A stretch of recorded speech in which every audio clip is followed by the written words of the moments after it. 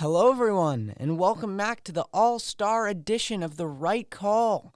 And today we're going to be talking about the surprises of the first half of the NBA season and what we are to expect in the second half of the NBA season. And before I get into all those shenanigans, let's talk about the biggest surprise of all, the Utah Jazz. Okay, well, wait a second. Where's my introduction? Like when I'm the host of this show, I give you a fancy introduction. Where's the introduction? Well, today I made lunch, so I think that you should be grateful for what I've given you so far. I can't argue that. I can't argue that. Okay, let's talk about it. We got a few things to mention the Utah Jazz. So Utah Jazz, best record at the break, 27-9. Kudos to the Jazz, an amazing first half. Certainly, I've always been a really solid team the last few years, but not to this level. But, you know, Cole, I want to bring up, there was a big milestone game the other night where the Sixers played the Jazz, top teams in each conference going head-to-head. Sixers ended up winning 131-123. But here's what stuck out to me in that game. Joel Embiid, 40 points and 19 rebounds. He is the MVP of the NBA right now, period, end of discussion. I don't want to hear about James Harden. I don't want to hear about LeBron James. He has got that Sixers team playing. He has got them on his shoulders, getting them playing better than ever. However, Rudy Gobert, his counterpart in that game, while Embiid was piling up 40 and 19, Gobert had 12 and 9. So Embiid absolutely embarrassed Gobert in that game multiple times. So here's my question to you, Cole. Does Utah have enough? I mean, they might be a good regular season team, but if they're going to go up against the Lakers and the Clippers, do they really have a chance in the playoffs? Well, to be honest, I don't. I honestly think they have the best record in the league. I think they're an amazing regular season team, but they are missing what the Lakers and the Nets and the Sixers have. They all have stud point guards. Donovan Mitchell is a good point guard. He's a great player, but he needs a distributor to get him the ball more smoothly than Mike Conley. Mike Conley's not doing the job. And you see in LA, they have people like Rajon Rondo and Dennis Schroeder. You see that... Rondo last year. Thank you. Yep. And you see teams in Brooklyn that has Kyrie Irving. Like, you need a good distributor. Me and you were talking about this a few weeks ago. You need a good distributor to have a successful basketball team, or at least a stud big man. And I don't know if Rudy Gobert is that person. Well, you know, I think Gobert's one of the solid big men in the NBA. I just think that what Utah really lacks is a second superstar. I think that's really what it comes down to. Gobert is maybe a number 3 best on a team, perhaps even as low as number 4, but I think in most teams it would be number 3. But I just don't think Utah has a second player. And when you look at the NBA now, Cole, one of the things we're seeing is you have to have the star power. And this is where the Celtics have been such a huge disappointment in the first half, because they have alleged stars in Jaylen Brown and Jason Tatum. But before we go down the road of the Celtics, this is the thing, Cole. In the Eastern Conference, okay, Brooklyn's been missing Durant for a lot of the first half. Harden came to the team late. Kyrie was off pouting and being moody and missing part of the games. Does anybody really think anybody can beat Brooklyn? If those 3 guys are healthy and not being crazy going into the playoffs, can anybody in the East really, can the Sixers or Bucks really beat Brooklyn, Cole? Come on. I think the Sixers can beat Brooklyn. I think Joel Embiid has been so dominant so far that I think he can overpower the Nets. And once he frees up space for players like Ben Simmons and Tobias Harris, I think they have potential. But that also gets us into our next subject. We have let's talk about the definition of a star. Like, who is a star? Is it star Jason Tatum, where all he can do is score? Or is it a player like James Harden, where he can score? He's developed a passing game. He's starting to be more aggressive defensively. And you have players like Donovan Mitchell. He's a star. He can score. He can play defense. And he can actually do a little bit of rebounding and passing. So he can do it all. Jason Tatum can't. And really, Jaylen Brown has evolved a little bit, but he really can't. So what do you think? What's your definition of a star? Cole, I have the easiest answer for our fans on this. It's the easiest answer, okay? When people identify with stars in the NBA, we all know the typical names people, Giannis and Kawhi and Paul George and Harden and Durant. I'm not going to talk about those guys. There's 2 guys I want to bring up that are superstar caliber. One is Luka Doncic, and one is Nikola Jokic. And the reason why I say those 2 guys is, you know what makes them superstars? is they fill up the stat sheet and they help in multiple areas. They're triple-double guys. Every game, those guys are getting multiple rebounds, multiple assists. They're obviously getting the points. And see, to me, those guys are the model examples of today's superstar in the NBA. And my issue with Tatum and Jaylen Brown's turned himself into Jaylen Brown as a scorer has improved markedly this year. I mean, period, end of discussion. Jason Tatum has regressed. Jason Tatum, for some reason, struggles to be an effective inside player. If he's not scoring from the outside, he really struggles to finish consistently inside. Cole, how many air balls have we seen Jason Tatum from like 3-4 feet away? He's not a great inside player. So my thing with the Celtics is people want to put Tatum and Jaylen Brown in a caliber, but they don't consistently contribute anything other than points game in and game out. And I'm talking about defense, I'm talking about passing, and I'm talking about rebounding. So to me, they're a far way from being considered a star when I think of guys like Jokic and Doncic. Well, I agree with you on that, but I do disagree that those are few of the only. Now, when you say "but," that nullifies everything I'm sorry, you said. although. Did you mean "and"? And. Okay. Excuse me. All right. Excuse me. I'm sorry. You're right. You're right. Okay. But I think you are forgetting about someone. Can you guess who it is? Daniel Tice? Nope. Okay. Yes, you actually are forgetting about Daniel Tice, but there's one person I'm actually thinking of. Okay, who? Taco Fall.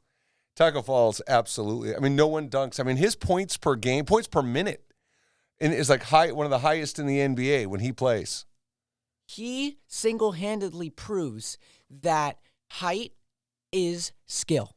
I have actually a complaint I'd like to lobby here. All right. You know how Jokic and Doncic have that little symbol in their name? I don't know what that symbol is called. We're gonna have to ask our staffers to research the name of that symbol. Yeah, agreed. However, here's my complaint: where is the symbol in the name Joel?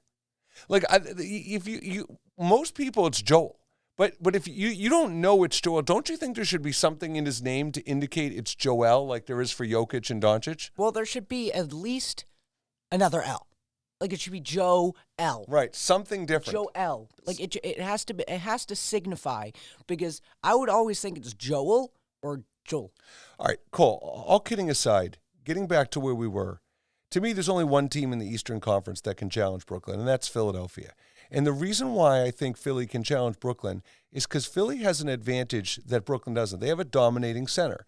Now, I know people are going to come back and say, well, Brooklyn has DeAndre Jordan, and I imagine Brooklyn's going to make a move at the trade deadline to get a JaVale McGee or one of Cleveland's 11 centers they're carrying on their roster. But the point is that I do think Ben Simmons is playing great, and I think Ben Simmons can be a very effective defensive player. And Ben Simmons is long, so I think he matches up well. And I also think Tobias Harris is playing great basketball. So I think the Sixers, and they have Doc Rivers as a coach, even though Doc tends to choke in the playoffs, except for 2008. So I do think the Sixers are the one team. The Bucks can't. The Bucks still don't have enough besides Giannis. Chris Middleton's an overrated. We talked about that on the show. He's not good enough. And I think the Sixers are the only team that can do it. And even then, I think it would take a somewhat of a mistake-free effort in a 7-game series for Philly. I agree, and I think it would be a long series for them if they had to play. I think they could beat them if they played their game, but I do think it would be a tough series for them. All right, let's talk about the parity in the East and West. The NBA wants us guessing. They want us scratching our heads, thinking who's gonna win the conference. In the East, we aren't thinking that right now. We are looking at teams like Brooklyn and Philly, and we're like, oh, those are the straight set teams to win the conference. But in the West, we are guessing. We have the Lakers, we have the Clippers, we have the Jazz, we have the Nuggets. Who is it going to be? So that's what the NBA wants, and let's talk about how the East does not have that. Yeah, I mean, I think it's interesting, Cole. You know, when you look at the Western Conference, so far the Jazz 27-9, the Suns 24-11, the Lakers 24-13, the Clippers 24-14. So those are the 4 teams. Now clearly, if you were to decide what was the second biggest surprise in the NBA, you'd have to argue the Suns, as they're the number 2 seed in the West, although the Suns gave us a glimpse of that with their undefeated bubble record last season. Now, here's the thing. The problem I see in the Western Conference is I don't understand what NBA fans watch. The Lakers not only are still the team to beat, it's not even close. When Anthony Davis and LeBron James are both healthy and playing, they're a different team. The Lakers have lost a bunch of games over the last month, but Davis has been out. And then people are like, well, Davis might be out another month or so. So what? Who cares? When the playoffs start, if Anthony Davis and LeBron James are healthy, they're the best team in the NBA. They're the team to beat. They're the defending NBA champs. And make no mistake, they will make a 1 or 2 moves at the trade deadline to even get better. So to me, the Clippers showed last year they're not up to the task. They choked in the crunch time. Paul George continues. He's having a really good season. He's improved. I just don't trust Paul George offensively in big playoff games. I mean, look at the game that they played against the Celtics the other night. George was 0 for 7 in the fourth quarter, abysmal down the stretch. And there was a stat that came out of that game where when George was being guarded by Brown and Tatum, he was 1 for 11, and when he wasn't, he was 11 for 15. So I just think, Cole, that the Western Conference and the NBA wants you to believe that it's up for grabs with the Suns and the Jazz and the Clippers. I don't think so. It's the Lakers, and unless one of those 3 other teams make a significant move at the trade deadline, I don't think those teams can beat the Lakers in a 7-game series. Well, I definitely agree with you. And I couldn't have said it better. I think that it's still a race. That was definitely warranted. Definitely warranted. All right. So I don't agree with you in some places. I think. Which place? If you let me finish. Okay.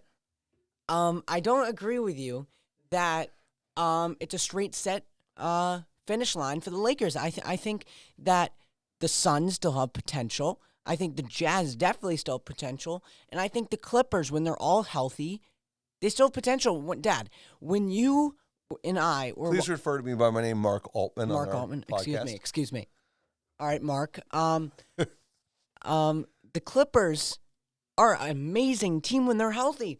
You can't judge a team when they don't have their best player. I mean, when me and you were watching, you were saying, oh, I don't think the Clippers have potential to beat the Lakers. You didn't even see Kawhi play. Kawhi was not playing. You can't judge a team off when they don't have their best player. Well, the Clippers couldn't even beat Denver. They couldn't even get to the matchup against the Lakers last season. You got to understand. You got to understand, when the best player is out, that affects everyone else. Kawhi Leonard is a great distributor. He makes amazing passes. He plays great defense. That affects the momentum and energy of the rest of the team. So you can't judge one player off a whole team. I just don't agree with you on that. Okay, so I hear you, and again, I just think that all 3 of those teams in question have different challenges. In the Jazz case, they don't have a legit number 2 star.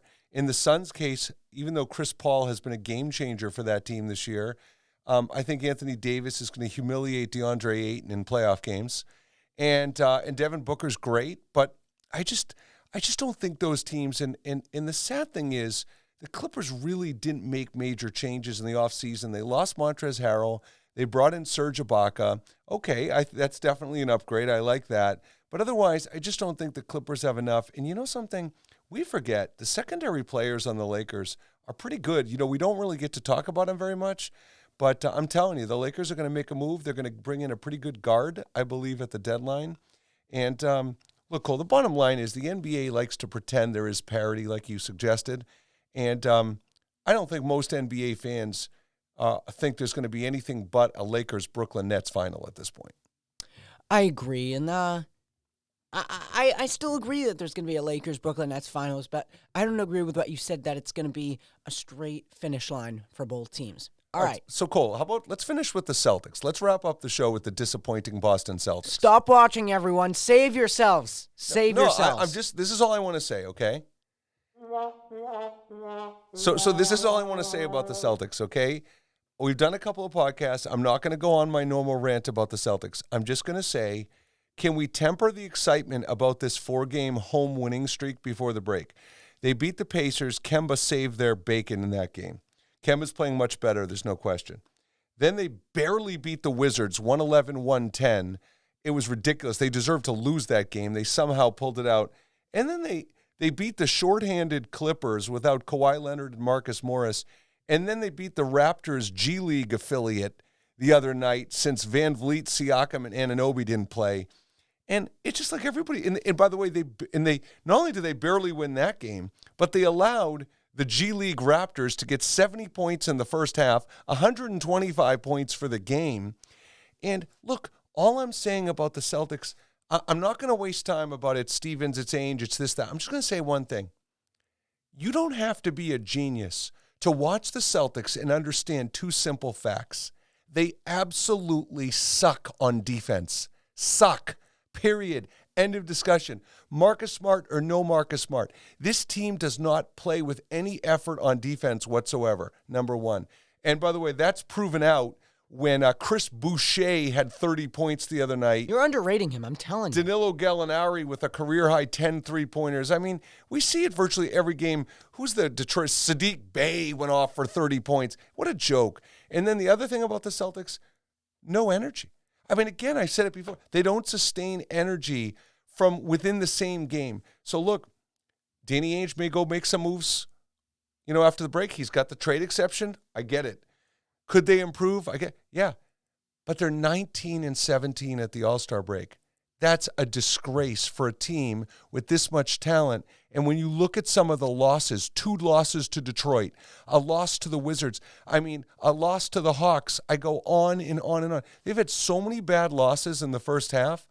So all I'm saying is they can make a move, but right now they're not going to beat Brooklyn. They don't match up well with Philadelphia, frankly, with Embiid. I mean, Cole, do you ever notice when the Celtics play the Sixers, you can actually see drool coming out of the side of Joel Embiid's mouth when he sees that Daniel Tice and Tristan Thompson are going to be guarding him for the whole game?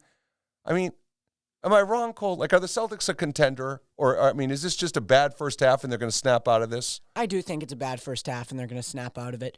But I think they could use a coaching change. I don't think Brad Stevens is the coach for this team. He's not making good decisions. His lineups are out of whack. They confuse me, get me scratching my head every single night they play. But I think I have an idea of who could coach them. I think they need a coaching change like Mark Altman. I think they need Mark Altman to step in there and not foul with 8 seconds to go, so we lose the game. That actually happened in a travel game, and I will never forget that. I'm so upset still. I will never forget that. I applaud your recommendation for Celtics coach. Yeah, I think that's a great recommendation. But all kidding aside, look, my final thought, Cole, before we wrap up, and then I'd love to hear your final thought. My final thought is, look, the NBA is a different game now, right? Most teams don't play much defense. Most teams don't start trying until the fourth quarter and even the last 2 to 5 minutes of the game. I just want to watch a team that cares. I just want to watch a team that looks like they're not indifferent about the success they have each night. I just want to watch a coach who actually shows some passion on the bench at times. And you know what? For the second half of the season, I don't think there's going to be a lot of surprises. I think the way the standings are in both conferences are pretty consistent with where I don't think there's going to be a lot of changes unless there's injuries. The one last thought I'll give you, Cole, is the one team I could see turn the corner in the second half is the Miami Heat. Now, whether they're going to sign Blake Griffin, who was just bought out, whatever they're going to do, I think the Heat are too well coached and have too many good veterans that I think the Heat could really elevate in the second half and climb up the standings. Beyond that, Cole, I don't see a lot of surprises. I don't see a lot of surprises either, and I think you said it perfect. I do think that earlier this episode you were talking about how each team has evolved, and I don't think that many teams are contenders in the NBA right now, and I think that's what the issue is right now. I think that the NBA is in a tough spot right now. You have a group of teams. You have teams like, I don't know, the Kings. The Kings How are... about the Sacramento Kings? Let's give a shout-out to Harrison Barnes, maybe a future Celtic.